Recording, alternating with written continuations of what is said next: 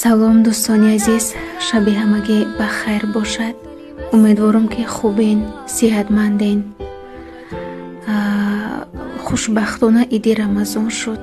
аз ин хеле хушҳолем, вале мутаассифона моҳи рамазон рафт ки аз ин хеле ғамгинем.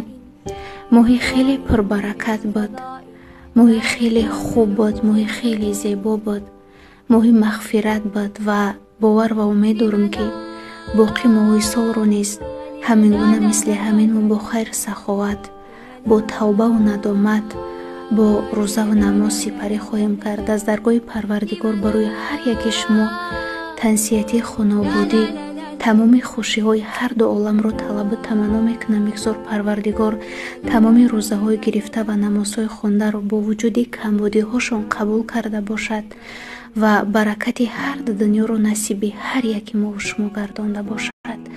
бозам иди саиди фитр бар шумо ва ба аҳли пайвандонатон муборак бошад.